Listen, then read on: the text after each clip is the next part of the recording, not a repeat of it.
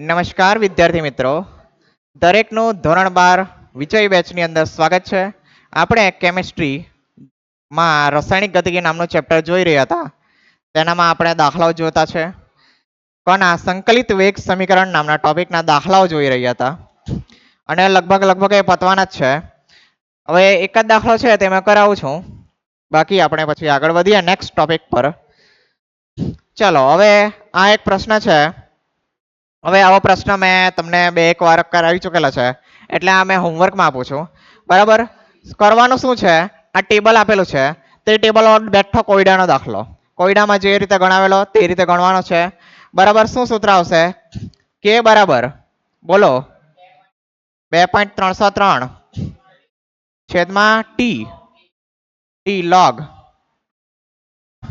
r naught by r. પણ હવે આ જો દબાણનો દાખલો છે.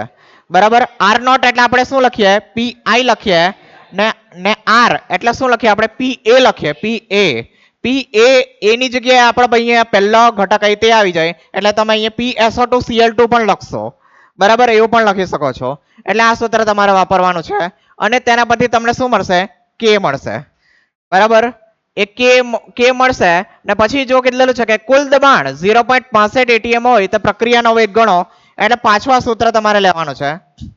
k બરાબર 2.303. સોરી, આ સૂત્ર લેવાનું તો છે જ, પણ પેલો તમે p ટોટલ નું સૂત્ર મેળવશો. બરાબર, p ટોટલ નું કંઈક આવશે. બરાબર, એ તમે આના પરથી પ્રક્રિયા લખીને તમે મેળવશો, એ કંઈ બી આવશે. તેનામાં તમારે આ 0.65 મૂકવાનો. બરાબર, 0.65 મૂકવાનો, એના પરથી pa મેળવવાનો. આના પરથી pa મેળવવાનો ને પછી આમાં પાછો મૂકીને પછી તમારે પ્રક્રિયાનો વેગ ગણવાનો રહેશે. બરાબર, ખ્યાલ આવશે? થશે આ દાખલો?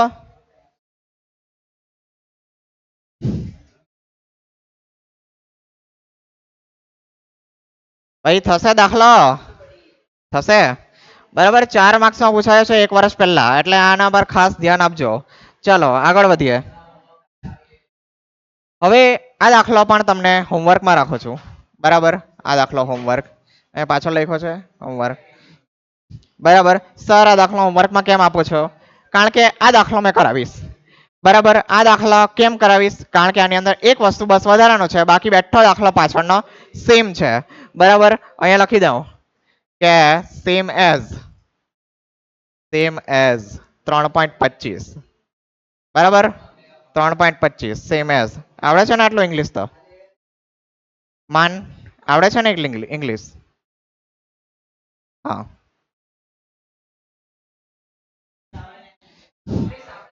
Same as 3.25. આનું ગુજરાતી ખબર પડે ને? બધાને ખબર પડે ને? હા, તો બરાબર. કારણ કે મને ગુજરાતી અત્યારે દિમાગમાં નહીં આવ્યું, એટલે મેં અંગ્રેજી ફેંકી દીધું. ચલો, તો આ દાખલો આપણે કરીએ. બરાબર, ઓલમોસ્ટ લગભગ સેમ જ છે, બસ એક સ્ટેપ વધારાનો કરવાનો છે, તે પણ જોઈ લઈએ. ચલો, આન્સર લખીએ. ચલો ભાઈ, દરેક જણ ધ્યાન આપજો હવે. બરાબર, કઈ બી તમારો ધ્યાન આમ તેમ નહીં રાખતા, અહીંયા ધ્યાન આપજો. સુક્રોઝ એસિડિક દ્રાવણમાં, હવે દ્રાવણ જોઈએ તેનાથી અત્યારે ફરક નથી આપણને. ગ્લુકોઝ અને ફ્રુક્ટોઝ માં પ્રથમ ક્રમના વેગ નિયમ પ્રમાણે. બરાબર, અહીંયા પહેલો હિન્ટ આવે છે દાખલાનો પ્રથમ ક્રમ. એ બહુ મોટો હિન્ટ થઈ જાય આપણા માટે પહેલા જ. વિઘટન પામે છે. ચાલો કઈ નહીં. બરાબર, ક્યાં તો તમને કદાચ એમ પણ કહી દે કે ભાઈ આ વેગ નહીં આપે અને વિઘટન પામે છે એટલું જ કહી દે, તો પણ તમારે શું સમજવાનું? આ પ્રથમ ક્રમની જ છે. કારણ કે લગભગ આ સુક્રોઝનું ગ્લુકોઝ અને ફ્રુક્ટોઝમાં વિઘટન એ આભાસી પ્રથમ ક્રમની પ્રક્રિયા એવો ટોપિક મેં ભણાવેલો, તેમાં આ પ્રક્રિયા હતી. તો ઘણી વખત કદાચ એવું પણ આવી શકે છે MCQ ની અંદર, ખાસ આ રીતે આવશે. તમને કદાચ વેગ નિયમ કહેવામાં ન આવે કે આ પ્રથમ ક્રમની છે કે ભાઈ શૂન્ય ક્રમની છે, તમને ડાયરેક્ટ જ બસ લખી દેવામાં આવશે. ઘણા પ્રશ્નો એવા પણ મેં જોયા છે લિબર્ટીની અંદર કે પછી બીજા કોઈ પણ એની અંદર, કે પ્રક્રિયા આપેલી હોય ને કીધું હોય કે આ કયા ક્રમની પ્રક્રિયા છે. એટલે થોડીક આ જે પણ ચોપડીની અંદર ઉદાહરણ આપેલા છે તે ઉદાહરણ થોડા યાદ રાખી લેવાના. બરાબર, ચલો જોઈએ. વિઘટન પામે છે જેનો T1/2 શું કહેવાય? બોલો. અર્ધ આયુષ્ય સમય કોનામાં આપેલો છે ભાઈ? કલાકમાં આપેલો છે. કલાકમાં જ રાખીએ આપણે. 8 કલાક પછી સુક્રોઝના નમૂનાનો કેટલો અંશ બાકી રહ્યો? હશે એ મારે ગણવાનું છે. ચાલો તો હવે આપણને અહીંયા કીધું છે કે પ્રારંભિક સાંદ્રતા કેટલી છે? કીધી છે? નથી કીધું. પણ આ દાખલો જોઈ લો. આમાં પ્રારંભિક સાંદ્રતા આપેલી છે જે કેટલી છે? 1 મોલ પર લીટર. તો આપણે અહીંયા સરળ દાખલા તરફ જરાક ધારીને જ કામ કરવું પડશે, બાકી આપણે દાખલો ગણાય તેવો નથી.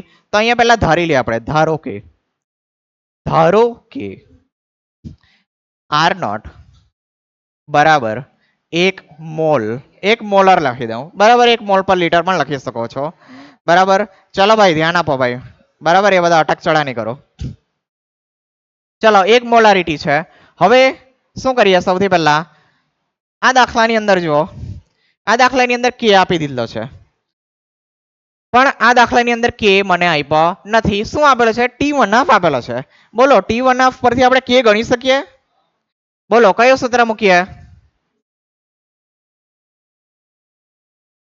ઓકે, કે બરાબર 0.693 છેદમાં ટી. હવે એક વસ્તુ મેં તમને અહીંયા વધારાનો કહેતો છું. કેમ કહેતો છું તે તમને ખબર પડશે પછી બરાબર. કે બરાબર હવે તમે જો તો આપણે કે 0.693 કોના પરથી લાવેલા? 2.303 log 2 ના છેદમાં કે બરાબર. આ રીતે હતું. log 2/0.3010 ના પછી ગુણાકાર કરીને 0.693 આમ મેળવેલું. હવે ઘણી જગ્યાએ કદાચ એવું પણ થઈ શકે છે કે આને આ રીતે લખેલું હોય ln2/k બરાબર.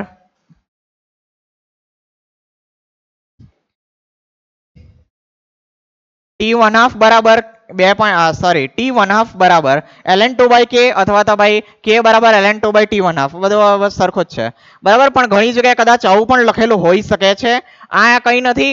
ln2 તમે કરશો એટલે કે આજ 2.303 log 2 ને એનો જવાબ 0.693 જ આવશે બરાબર. આવું પણ તમને કશે દેખાઈ શકે છે, કશે દેખાઈ શકે છે ભવિષ્યમાં બરાબર. અહીંયા લખી દઉં છું. કે બરાબર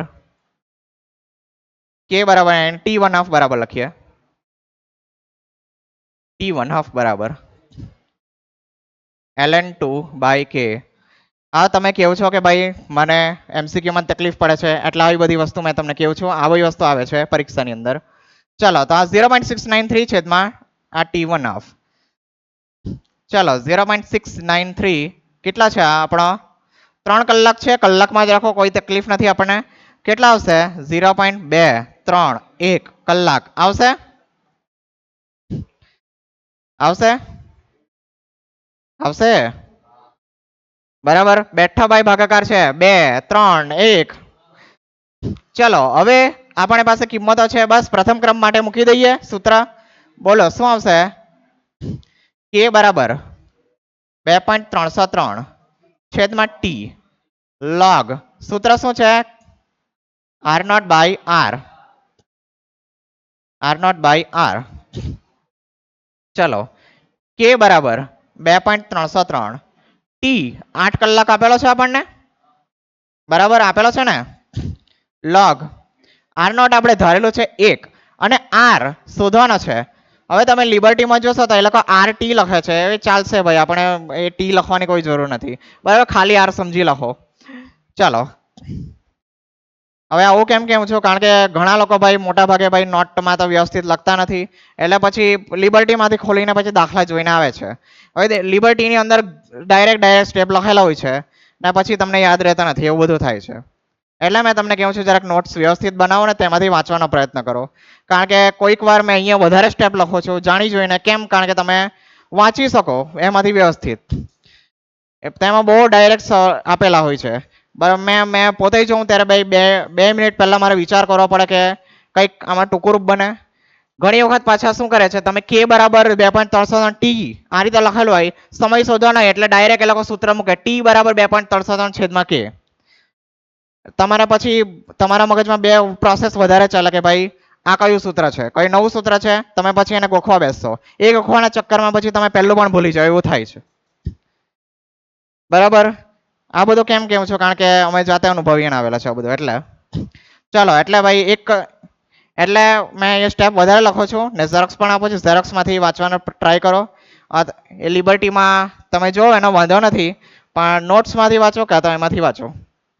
ચાલો કે બરાબર આનો ભાગાકાર 0.28 2878. ચાલો આને મારે ઉપર લઈ આવવું પડશે હવે, બરાબર? તો અમે ગણતરી કરી શકીશ. ચાલો કે મારી પાસે છે કે ચલો આને r ની -1 લખાશે. ચાલો આ k ની કિંમત ભાઈ આપણી પાસે છે તો ભાઈ મૂકી જ દઉં ભાઈ. ચાલો કે કેટલા છે આપણો કઈ ગયો આર્યો 0.231 0.231. ચલો અને આ -1 ને આગળ લઈ આવું log r. આ સમજ પડે છે ને? હવે આ બાજુની સાઈડમાં પહેલી આ બાજુ લખું છું. ચાલો ને 0.231 ના છેદમાં 0.2878 માઇનસ log. ચલો ભાગાકાર કરો કેટલા આવશે 0.802640. હવે જો અહીંયા ફરીથી મેં વાત કહું છું જે 2-3 વખત દાખલાની અંદર કીધી પણ છે. આ ભાગાકાર આપણે પહેલા કર્યો એનો પછી રાઉન્ડ ઓફ કરીને જવાબ લખ્યો, પછી પાછો અહીંયા એક ભાગાકાર હજુ કર્યો એને પાછો રાઉન્ડ ઓફ કરીને લખ્યો. આ વખતે તમે જેટલી વાર રાઉન્ડ ઓફ કરો તેટલો તમે સાચો જવાબથી દૂર જાઓ. એટલે બને ત્યાં સુધી શું કરવાનું, ગણતરી છેલ્લે જ રાખવાની. પહેલા બધું ગોઠવી કાઢો. હવે આપણે આમાં પહેલા ગોઠવી કાઢતા ને પછી ભાઈ ગણતરી કરતા તો ભાઈ થોડોક જવાબ આપણો વધારે એક્યુરેટ આવતા. કઈ વાંધો નહીં, અત્યારે ચાલશે કારણ કે પહેલા કીની કિંમત મેં મૂકેલી જ નહીં હતી. ચાલો તો હવે log આ -1 ને આ બાજુ લઈ આવીએ -0.8026. પેલા 40 વાળો નથી લખતો. હવે જો હવે આનો શું કાઢવો પડશે, આપણે એન્ટીલોગ કાઢવો પડશે. એન્ટીલોગ -8026. ચાલો આનો એન્ટીલોગ તમારે કાઢવાનો છે. એક જ મિનિટ કાઢવાની બેસતા, એક જ મિનિટ રૂકો. હવે જો જ્યારે પણ તમારી એન્ટીલોગમાં માઇનસની સંખ્યા આવે ત્યારે એન્ટીલોગ તમે કાઢશો તમારો ખોટો આવશે, એ સાચો આવશે નહીં. એના માટે તમારે શું કરવું પડે, આ જે પણ માઇનસ સંખ્યા છે તેને તમારે પ્લસમાં ફેરવવી પડે. હવે એના માટે તમારે કરવાનું શું છે, અત્યારે સ્ટેપને સાઈડમાં રાખો. આ સ્ટેપ પરથી લખો છું. આ સ્ટેપમાં તમારે એક ઉમેરવાનો, એક બાદ કરવાનો. બરાબર? શું કરશો, એક ઉમેરવાનો અને એક બાદ કરવો પડે. ચાલો -0.8026 એક ઉમેરો. હવે એક ઉમેરો તેને બાદ પણ કરવાનો. કેમ? આપણી સંખ્યા બદલાવી જોઈએ નહીં. ગણિતનું અહીંયા સન્માન કરવું પડે થોડુંક. પછી તમે રકમ જ બદલી કાઢો તે નહીં ચાલે. ચાલો હવે શું કરવાનું, તમારે આને પ્લસ બનાવવો છે. આ માઇનસ છે તેને પ્લસ બનાવવો છે. શું કરવાનું, પ્લસ માંથી આ માઇનસ કરી દો. બરાબર? +1 -0.8026 કરો કેટલા આવશે 0.1974. આ માઇનસ વહીને અહીંયા જ છે, ભૂલી નહીં જવાનું. આ -1. ચાલો ખ્યાલ આવશે તમને આટલો? આને ઉડાડો. હવે શું કરવાનું, હવે એન્ટીલોગ આપવાનો. બરાબર? હવે એન્ટીલોગ આપવાનો. એન્ટીલોગ આપતા સમયે શું કરવાનું, આ r આનો એન્ટીલોગ કાઢવાનો ને આ -1 છે તેને ભાઈ ઘાતમાં ચડાવી દેવાની. કોની ઘાતમાં? 10⁻1. એન્ટીલોગ 0.1974 ને ગુણ્યા 10⁻1 આ રીતે લખી દેવાનું. બરાબર? હવે જો ગણિત વાળા તમે ગણિતનું થોડોક આઈડિયા હોય તો તમને ખબર હોય તો રિંકેશ સરે કીધું જ હશે. અહીંયા આની છે જે પણ આધાર તે 10 છે. મેથ્સની અંદર ઈ હોય છે પણ આપણે અહીંયા 10 છે.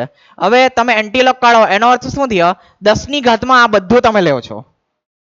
બરાબર? 10 ની ઘાતમાં આ બંને લેવો છો. 10 ની ઘાતમાં આ એટલે કે આનો એન્ટીલોગ ને 10 ની ઘાતમાં -1 તે તો બેઠી લખી છે ને આપણે.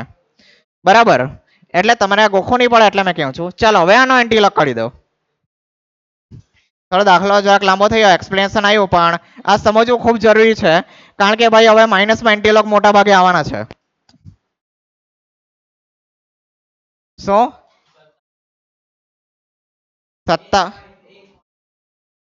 1.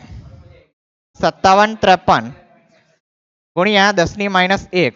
ચલો ગુણ્યા 10⁻1 પણ કરી દઈએ ને એ પ્રમાણે લખીએ તો શું લખાશે 0.1575. એકમ એકમ શું આવશે આનો?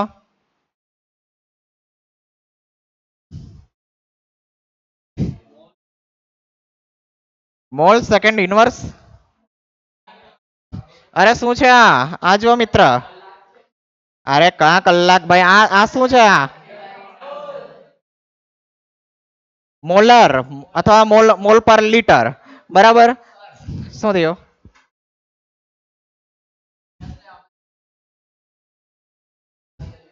એટલે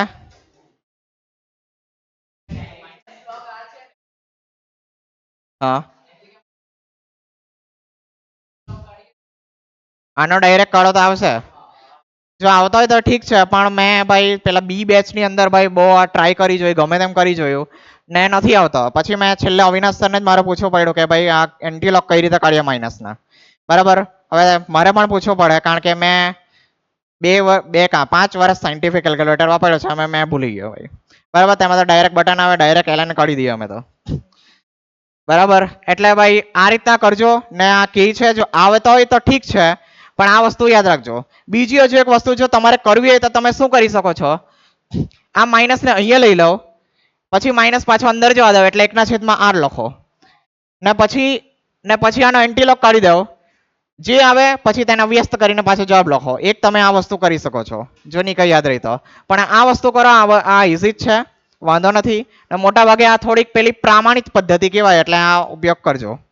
બરાબર. ખ્યાલમાં આવશે. આ દાખલો સેમ જ છે બેઠો મેં કરાવ્યો છે તે જ છે. બસ તમને ડાયરેક્ટ કે આપેલો છે અને સાંદ્રતા 1 મોલ પર લીટર પણ આપી દીધું છે. એ તમારે ડાયરેક્ટ અહીંથી આટલું કરવાનું રહેશે. ખ્યાલ આવશે આની અંદર. ચાલો તો અહીંયા આપણા બધા દાખલા પૂર્ણ થાય છે સાંદ્રતા આધારિતના દાખલાના કે સાંદ્રતા આપણા પ્રક્રિયાના વેગને કઈ રીતે અસર કરે છે તેના દાખલા હતા. હવે આપણે નવો ટોપિક સ્ટાર્ટ કરીએ. આનાથી આગળ મેં ટોપિકમાં પ્રશ્ન પૂછીશ નહીં પરીક્ષાની અંદર. બરાબર ને પૂછતે પણ નહીં એમ તો. ચાલો પ્રક્રિયાના વેગનો તાપમાન પર આધાર. પહેલા આપણે જેટલો પણ અત્યારે જોયું તેની વાતો આપણે કરી હતી તેમાં શું હતું સાંદ્રતા હતી. શું હતી? સાંદ્રતા. એટલે કે સાંદ્રતા જે રીતે બદલાય છે તે રીતે મારા પ્રક્રિયાનો વેગ કઈ રીતે બદલાય તેનો અભ્યાસ આપણે કર્યો. હવે અભ્યાસ આપણે શું કરવાનો છે તાપમાન પર આધાર. એટલે તાપમાન જ્યારે મારો બદલાશે તેના આધારિત મારા પ્રક્રિયાનો વેગ કઈ રીતે અસર કરશે તે આપણે સમજીએ. ચલો એક વાર્તા સાંભળેલી બીરબલની ખીચડી સાંભળેલી? શું કરતો હતો એમાં બીરબલ?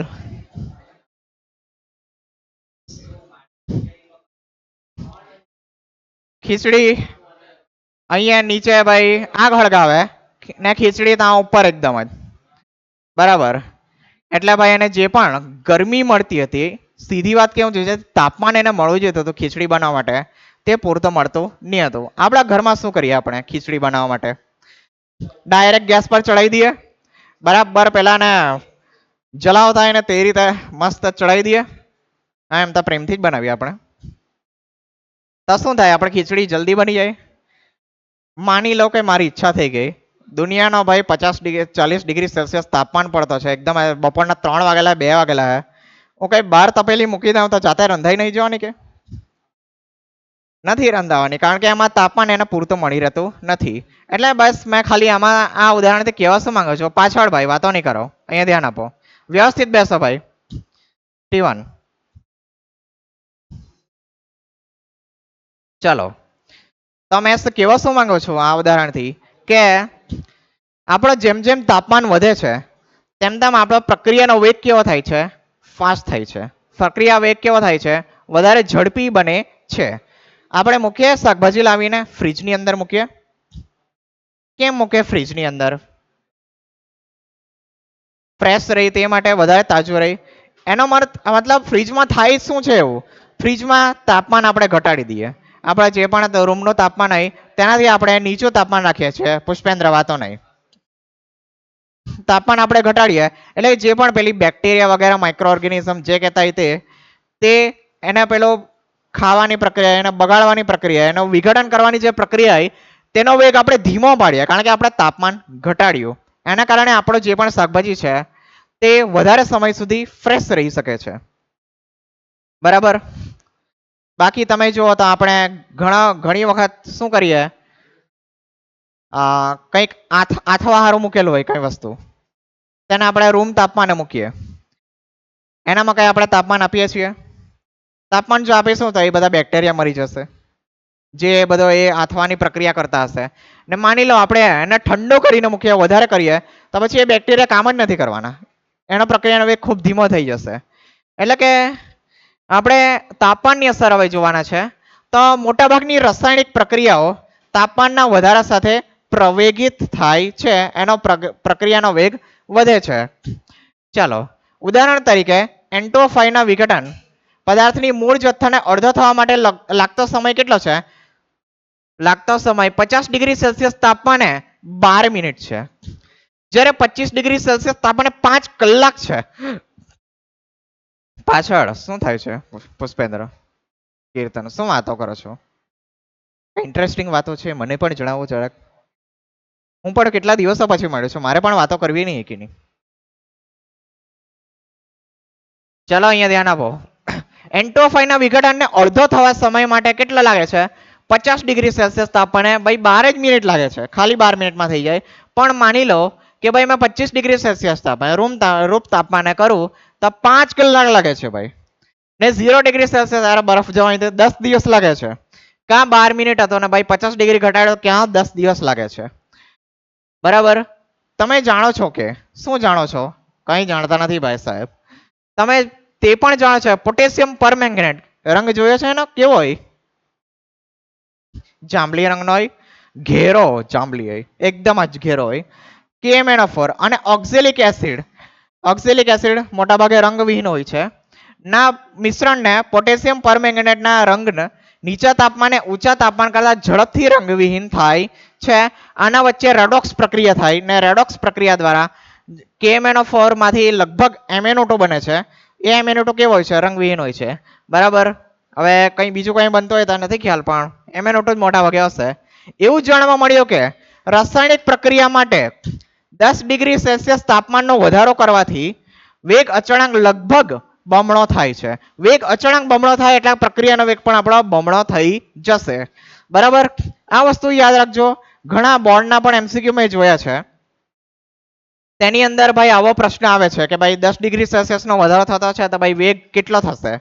આવો પ્રશ્ન આવે છે એ પ્રમાણેનો બોર્ડની અંદર.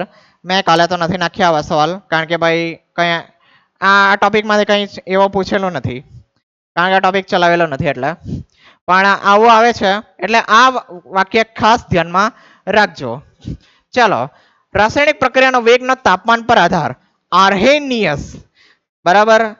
આર્હેનિયસ જાણો છો? પેલો એસિડ બેઝ વાળો, પેલા એસિડ સ્વાદે ખાટા હોય છે, બેઝ તુરા હોય છે, એ આજ હતો ભાઈ, આજ બંધો હતો, બીજો કોઈ નહીં હતો. ચાલો, સમીકરણ 3.18 વડે ચોકસાઈપૂર્વક સમજાઈ શકે છે. બરાબર. જોઈએ પાછળ આપેલું છે એમ તો સમીકરણ. તે સમીકરણ કયું છે? કે બરાબર કે શું છે અહીંયા આપણો? વેગ અચળાંક કે. વેગ અચળાંક કે A E raise to minus E by RT. શું લખાશે એને? A E raise to minus E by RT. આના પરથી આપણે સમજાવી શકીએ છીએ. ચલો, હવે અહીંયા બધે લખેલું છે કે ભાઈ આ પહેલા છે ને તો વોન્ટ ઓફ એ કીધેલો હતો. પેલો જ વોન્ટ ઓફ જેણે પેલો આઈ નાખેલો હતો તે જ બંધો છે, બીજો કોઈ નથી. વોન્ટ ઓફ દ્વારા ભાઈ નાખેલો, પણ ભાઈ આ આર્હેનિયસે ભાઈ એને વધારે સમજાવી દીધું એટલે ભાઈ ક્રેડિટ એના નામે ચડી ગયું છે, એવું અહીંયા લખેલું છે. બાકી તો કે બરાબર એ E raise to minus E by RT. આ સૂત્ર છે જે યાદ રાખવાનું રહેશે. આના પરથી ઘણા દાખલાઓ આવશે. ચોક્કસ આ સૂત્ર તો નથી વાપરવાનું, પણ આ સૂત્ર પૂછાય છે, જોઈ લઈએ. એની અંદર કે બરાબર એ E raise to minus E by RT. હવે એના અહીંયા 3 નામો છે. 3 નામો મને કેટલા યાદ છે તે જોઈ લઈએ. પૂર્વઘાતાંક અવયવ, પૂર્વઘાતાંક અવયવ પહેલા એને કહેવાય છે પૂર્વઘાતાંક અવયવ. કેમ આ ઈ ની ઘાતમાં બધી વસ્તુ છે એને પહેલા આવ્યો એટલે કે નામ આપી દીધું પૂર્વઘાતાંક અવયવ. બીજું નામ છે આનું અર્હેનિયસ અવયવ. અર્હેનિયસ અવયવ. અર્હેનિયસ અવયવ. અને ત્રીજું નામ મને યાદ નથી આવતું. ચાક ચોપડી ખોલીને જોઈ લેજો ને આ ત્રીજું નામ શું છે. બરાબર. તે ત્યાંથી આપણે ભાઈ બીજી વસ્તુ લખી દઈએ જે તમે જાણો જ છો. આર છે આદર્શ વાયુ અચળાંક અથવા ખાલી વાયુ અચળાંક લખો તો પણ કોઈ ખોટું નથી. આદર્શ વાયુ અચળાંક ને તેની કિંમત અહીંયા આપણે લેવાના છે 8.314. 8.314 જૂલ પર મોલ પર કેલ્વિન. જૂલ પર મોલ કેલ્વિન અથવા જૂલ પર મોલ પર કેલ્વિન જે બોલવું હોય તે. બરાબર. પણ લખાવવું આ રીતે જોઈએ. -1 બંનેમાં દેખાવું જોઈએ. ચલો ટી ટી છે તાપમાન. તાપમાન અત્યાર સુધી આપણે જેટલા પણ સમીકરણ જોયા તેની અંદર કશે પણ તાપમાન આવતો હતો દેવેન્દ્ર? આવતો હતો ના, પણ અહીંયા આવશે કારણ કે હવે આપણે ભણવાના છે તાપમાનનો આધાર. જો આની અંદર કશે પણ સાંદ્રતા છે. આવૃત્તિ અવયવ ત્રીજું નામ છે આનો આવૃત્તિ અવયવ. 3 યાદ રાખવાનો પ્રયત્ન કરજો. આવૃત્તિ અવયવ. બરાબર. આ 3 નામો છે. 3 નામ યાદ રાખવાના રહેશે. ગમે ત્યારે ગમે તે આ દાખલાની અંદર જોઈ આવશે એટલે ગોખવા નથી બેહવાનું કે ભાઈ આ 3 નામ છે. પણ આ રીતના 3 નામો છે એવું તમને યાદ હોવો જોઈએ. ચાલો ઈ શું છે? આ ઈ છે જે પેલો રેલી રેસ વાળો હતો તેની અંદર એક શબ્દ આવેલો હતો તે શબ્દ અહીંયા છે. ઈ છે સક્રિયકરણ ઉર્જા. કઈ ઉર્જા છે? સક્રિયકરણ ઉર્જા. ચલો આ શબ્દને તમે તોડી શકો છો? સક્રિયકરણ એટલે શું થાય? સક્રિયકરણ એટલે ભાઈ સક્રિય કરવો પડે. બરાબર.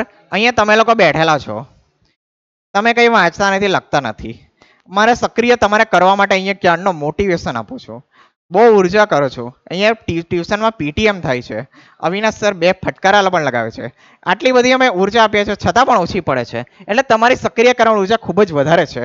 કંઈક અમારે વધારે જ ઉર્જા લગાવવી પડતી છે. બરાબર.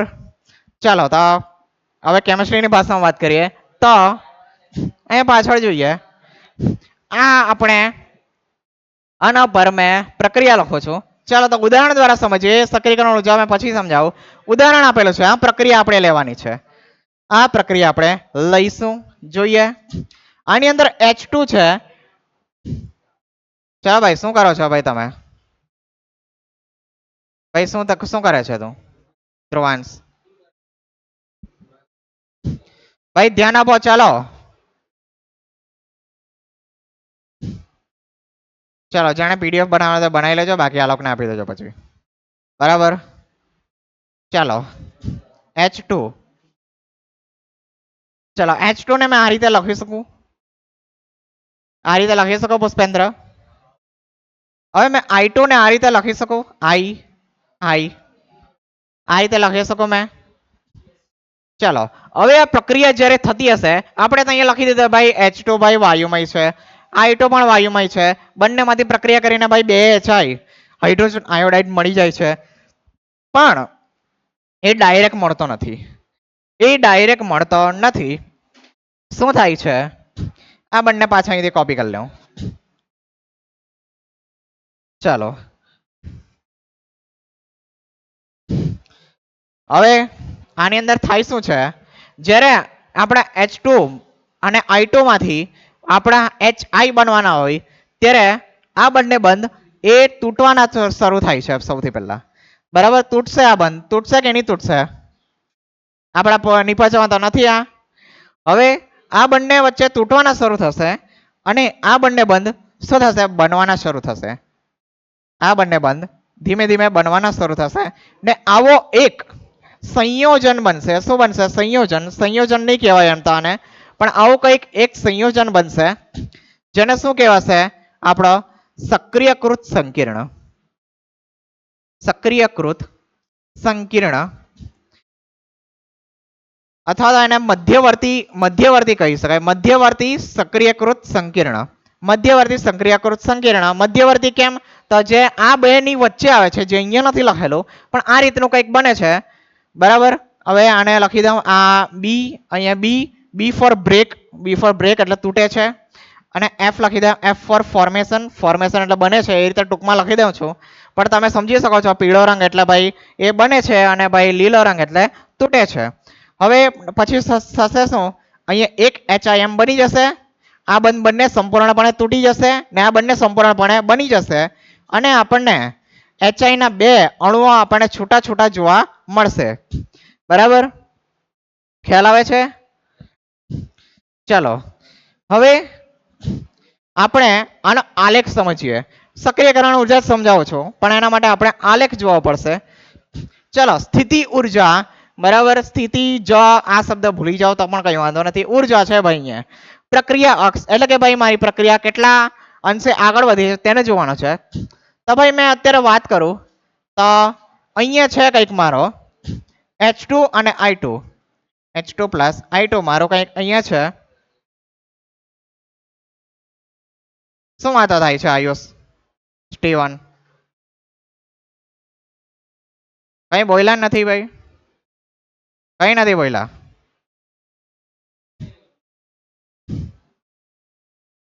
શું કરતા શું છે? તો ધ્યાન આપો નહીં આ બાજુ, બહુ ઇમ્પોર્ટન્ટ વસ્તુ ભણાવતા છે. આની અંદર MCQ ના પણ પ્રશ્નો આવી શકે છે. કમસે કમ ભાઈ MCQ તો અટેમ્પ થાય. બેઠો મેં ગ્રાફ પૂછીને ભાઈ 4 ગ્રાફ માં નાખી દેવાના, કહી દેવા ભાઈ આમાંથી કયું છે. બરાબર, એક પ્રશ્ન પણ બતાવું છું, નીટમાં આવશે જ, પેલા JEE નીટનો લેક્ચર લેવશો તેમાં સવાલ છે જ બેઠો. ચાલો તો હવે જો આ H2 અને I2 છે, ટૂંકમાં કેમ H2 અને I2 શું છે આપણે અહીંયા આમાં? H2 અને I2 છે શું અહીંયા આપણો? પ્રક્રિયક છે, બરાબર, તો અહીંયા પ્રક્રિયક લખી દો, બીજું પ્રક્રિયક, અહીંયા પ્રક્રિયક છે. હવે તમે જ મને કહો આ સક્રિયકૃત સંકીર્ણ છે તે કેવો છે ભાઈ? આને તમે સ્થાયી કહેશો કે અસ્થાયી કહેશો? અસ્થાયી. અસ્થાયી કેમ કહેશો આને? શું બંધ તૂટતા છે અને બનતા છે? માની લો 4 બંધ બનેલા છે, તો તમે એને સ્થાયી કહેશો કે અસ્થાયી? અસ્થાયી. તો પણ કેમ કહેશો? શું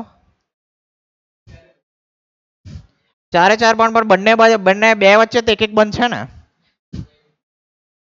માની લો કે આની જગ્યાએ ભાઈ મારે સાયક્લોપ્રોપેન લેવો છે, બરાબર, આની જગ્યાએ મેં સાયક્લોપ્રોપેન લઈ લઉં આ રીતે, તો આ તો સાયક્લોપ્રોપેન જ છે ને, બરાબર. આ તો ભાઈ આપણો જોવા મળે છે, તો આને શું કહેશો? સ્થાયી કહેશો કે અસ્થાયી કહેશો? અસ્થાયી. છતાં પણ કારણ કેવું, મને કંઈક આઈડિયા આવે તો. પુષ્પેન્દ્ર શું કરે છે ભાઈ? પેલા શું છે તા નીચે? નીચે શું છે તારી પાસે? ભાઈ ફોન અંદર મૂકો. શું કામ પડી તારા ફોન નું? કઈ રીતે ફોન ની સ્ક્રીન તૂટી જાય? તમારે સાચું કે ફોન છે ને નીચે જ જમા કરાવીને આવવાનો ઓફિસમાં, ખબર છે? ફોન લાવો છતાં પણ બહાર કાઢવાની ભૂલથી બી.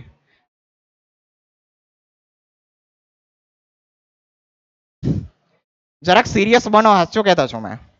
મારે તમને છે ને 2 મિનિટ ભાઈ થોડોક મોટિવેશન કંઈક આપવાનો, થોડોક ભાઈ મારે વાતો જ કરવી હતી.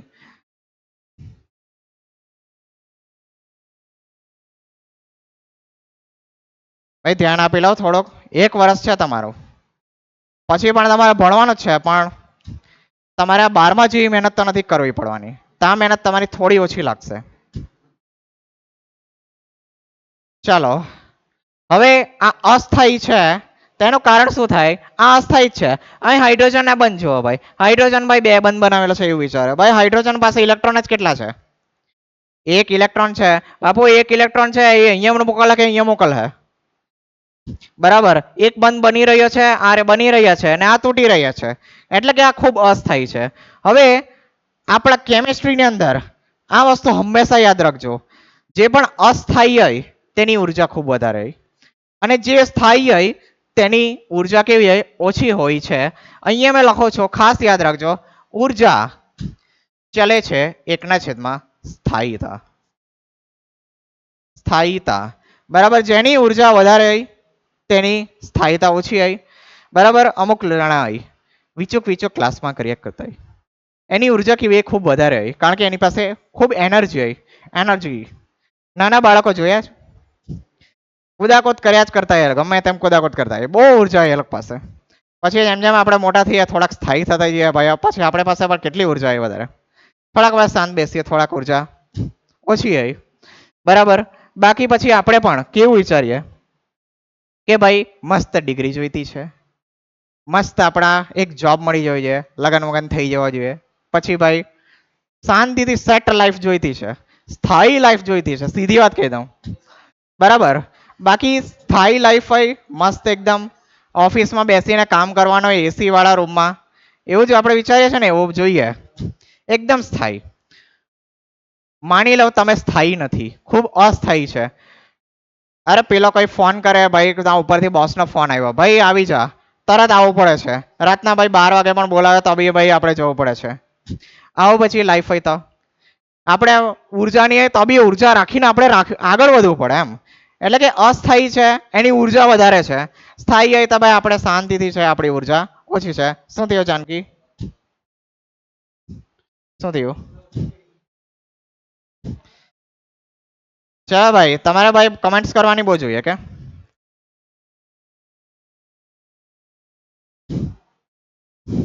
ચાલો H2 પ્લસ I2 એટલે કે ભાઈ પેલો અસ્થાયી છે. હવે જો મેં શું કીધું, આ અસ્થાયી છે, આ બંને સ્થાયી હતા, બરાબર. આ બંને સ્થાયી હતા તેમાંથી અસ્થાયી બનેલા છે. એનો મતલબ શું થશે, મારી ઉર્જા વધશે, બરાબર. એટલે મારે જો સક્રિયકૃત સંકીર્ણ મારે અહીંયા દર્શાવવો હશે તો પ્રક્રિયા થઈ એટલે આગળ જશે, અને એની ઉર્જા વધારે છે એટલે મારે એને ઉપર બતાવવો પડશે, એટલે કે મેં કશે અહીંયા કશે બતાવવા, બરાબર. એટલે મારી પ્રક્રિયા કઈ રીતે આગળ વધશે, આ રીતે આગળ વધશે, બરાબર. આ રીતે ખ્યાલ આવ્યો. અને આ છે આપણો સક્રિયકૃત સંકીર્ણ, સક્રિયકૃત સંકીર્ણ. હજુ એક વાત મારે તમને સક્રિયકૃત સંકીર્ણ વિશે કહેવી છે કે આ સંકીર્ણ છે મધ્યવર્તી સંયોજન કે સક્રિયકૃત સંકીર્ણ જે છે તેને આપણે પ્રક્રિયા મિશ્રણમાંથી અલગ કરી શકાતા નથી. એ આ પ્રક્રિયાની વચ્ચે જ બને છે અને ત્યારે તૂટી પણ જાય છે, એક ક્ષણભર માટે જ અસ્તિત્વ ધરાવે છે. એટલે આને આપણે પ્રક્રિયા મિશ્રણ, પ્રક્રિયા મિશ્રણ એટલે શું કહેવા માંગુ છું, આ પ્રક્રિયા તો આપણે કરતા તો છે પણ તમે કોણામાં કરતા, બીકરમાં આમ તેમ બે ચાર નાખીને કરતા હશે ને, બરાબર. તો આ એ જે મિશ્રણ તેમાંથી અલગ કરી શકતા નથી કે ભાઈ ચાલ સક્રિયકૃત સંકીર્ણને અલગ કાઢી લે પછી બસ વેચવું બસ આપણે માલામાલ, એવું નહીં, બરાબર. આને અલગ કાઢી શકતા નથી અને ક્ષણભર માટે જ અસ્તિત્વ ધરાવે છે. આ બે વસ્તુ યાદ રાખવાની છે. હવે જો આ પેલા સ્થાયી હતો, એની દુનિયાની મસ્ત સેટ લાઈફ હતી, બરાબર. તે એ અસ્થાયી બનવા ગયો, ભાઈ અસ્થાયી બનવા ગયો. કોણ આવું કરે ભાઈ, આનામાં કઈ બુદ્ધિ બુદ્ધિ છે H2 ને I2 માં કઈ બુદ્ધિ છે એવું આપણે વિચારતા આવે ને, બરાબર. ને આપણે આમાં કોઈ તાપમાન બી નથી આપતા, ઉદ્દીપક બી નથી આપતા કે ભાઈ એને લાત મારીને કે ભાઈ કહેવામાં આવેલો કે ભાઈ ચાલ બહાર જા અહીંથી, બરાબર, થોડોક ભાઈ કામ ધંધો કર લે, એમ એવું કઈ કહેવામાં પણ નથી આવ્યું. છતાં પણ એને પોતાની જાતે ભાઈ અસ્થાયી સંકીર્ણ બનાવવાનું વિચાર્યું. એવું વિચાર્યું કેમ, કારણ શું છે કે ભાઈ એને કઈ ને કઈ ફાયદો તો દેખાયો હશે, ભાઈ કઈ ફાયદો દેખાયો હશે ને, બરાબર. એ ફાયદો શું દેખાયો છે અહીંયા મેં કહું તો આ અસ્થાયીતામાં એને થોડી વાર રહીને જે આપણો HI બને છે તે ભાઈ આ H2 અને I2 કરતા વધારે સ્થાયી છે. શું છે, H2 અને I2 કરતા વધારે સ્થાયી છે, એ આનો ફાયદો દેખાય છે. એટલે જેને આપણે બેને મિશ્ર કરીએ છીએ ત્યારે ભાઈ પોતાની રીતે પોતાની ઉર્જા વાપરીને, પોતાની જે પણ ઉર્જા વાપરીને આ સક્રિયકૃત સંકીર્ણ બનાવે છે. અને જે આ પ્રક્રિયકોમાંથી સક્રિયકૃત સંકીર્ણ બનવા માટે જેટલી ઉર્જા જરૂરી હોય છે તેને જ આપણે શું કહીશું, આપણી સક્રિયકરણ ઉર્જા. શું કહીશું એને, સક્રિયકરણ ઉર્જા. કારણ કે ભાઈ આ H2 અને I2 માંથી આપણે મધ્યવર્તી સંકીર્ણ બનાવવા માટે આપણે ઉર્જા આપવી પડશે. શું કરવી પડશે, ઉર્જા આપવી પડશે. જેટલી ઉર્જા આપવી પડે તેને આપણે શું કહેવાશે, સક્રિયકરણ ઉર્જા. એટલે મારે ગ્રાફમાં બતાવવું હોય તો અહીંયા આપણો પ્રક્રિયક છે ને ભાઈ અહીંયા કંઈક આપણો શું છે, સક્રિયકૃત સંકીર્ણ. એટલે કે ભાઈ આટલો આપણે મેં ગ્રાફની અંદર ભાઈ આટલી ઉર્જા જો માપી લઉં તો તે મને શું મળશે, સક્રિયકરણ ઉર્જા EA આપશે. શું આપશે, સક્રિયકરણ ઉર્જા EA. આની અંદર ખ્યાલ આવી ગયો દરેકને, ખ્યાલ આવ્યો, યસ સર. ચલો હવે નેક્સ્ટ જોઈએ. મેં તમને કીધું કે ભાઈ જે HI બને છે તે H2 અને I2 કરતા વધારે સ્થાયી છે. તમે જ મને કહો H2 અને I2 કરતા વધારે સ્થાયી છે તો H2 છે તેનાથી મેં ઉપર બતાવું કે ભાઈ નીચે બતાવું? બોલો. શું ઉપર બતાવો કે નીચે બતાવો? નીચે નીચે બતાવો. તમારું શું કેવું છે? તમારું નીચે નીચે બતાવો. સારું નીચે બતાવીએ. બરાબર. અહીંયા જો ઉર્જા ઉપર જતા વધે છે. બરાબર ને મેં તમને કીધું ભાઈ સ્થાયીતા એ ઉર્જાના વ્યસ્ત પ્રમાણમાં ચલે છે. એનો અર્થ શું થયો? એનો અર્થ શું થયો કે ભાઈ મેં કીધું કે ભાઈ H2 અને I2 કરતા HI જે અહીંયા HI બને છે બરાબર આ HI આ 2HI તે આના કરતા વધારે સ્થાયી છે. એ વધારે સ્થાયી છે એનો અર્થ શું થયો કે એની ઉર્જા એના કરતા વધારે ઓછી છે. બરાબર એની ઉર્જા કેવી છે? ઓછી છે. એટલે કે મેં એને નીચે બતાવીશ. એટલે કે ભાઈ હવે આના પરથી ક્યાં આવશે? આના પર આવશે અને ટૂંકમાં મને HI મળશે. આ રીતે કંઈક એનો પ્રક્રિયા થતી હોય છે HI 2HI બનવાના રસ્તાની અંદર. હવે ચાલો માની લો મેં રિવર્સ પ્રક્રિયા પણ લઈ શકું. પ્રક્રિયા લઈ શકો રિવર્સ. તો જેમ મેં ભાઈ પ્રક્રિયક અને સક્રિયકૃત સંકીર્ણ વચ્ચે આ માપ તેને EA કહેવાય તેમ આ પણ કઈ ને કઈ હશે. આટલો પણ બરાબર તો તેને ભાઈ તેને પણ મેં EH કહીશ. શું કહીશ એને પણ? EH કહીશ. મેં અહીંયા EH ડેશ લખી દઉં છું. બરાબર કારણ કે આ અલગ જે ઊંધી પ્રક્રિયા છે ઊંધી પ્રક્રિયા એટલે પ્રતિગામી દિશાની પ્રક્રિયા છે તેના માટેની સક્રિયકરણ ઉર્જા થશે. એટલે કે મારે જો 2HI માંથી ભાઈ આપણે H2 અને I2 બનાવવું હોય તો આ ડુંગર પાર કરાવવો પડશે મારે. ચોખ્ખી વાત ભાઈ. ને ડુંગર પાર કરવામાં ભાઈ આપણે ઉર્જા ખર્ચવી પડે. બરાબર એટલે આ પ્રતિગામી દિશાની સક્રિયકરણ ઉર્જા કે હશે ને આ પુરોગામી દિશાની. બરાબર અને આ જુઓ તો આ પુરોગામી અને પ્રતિગામી જે પણ આપણા સક્રિયકરણ ઉર્જા છે તેના વચ્ચે એક તફાવત છે. તે તફાવતને જ આપણે શું કહીએ છીએ? પ્રક્રિયાની એન્થાલ્પી ડેલ્ટા H. શું કહેવાય છે? પ્રક્રિયાની એન્થાલ્પી ડેલ્ટા H. બરાબર અહીંયા લખું છું ડેલ્ટા H બરાબર શું થશે? EA ડેશ માઇનસ EA થશે. એક જ મિનિટ કદાચ એમ આવશે.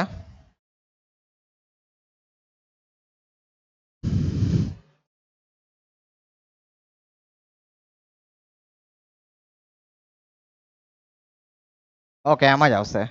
બરાબર EA માઇનસ EA ડેશ બરાબર પુરોગામી માઇનસ પ્રતિગામી તે તમને મળશે ડેલ્ટા H.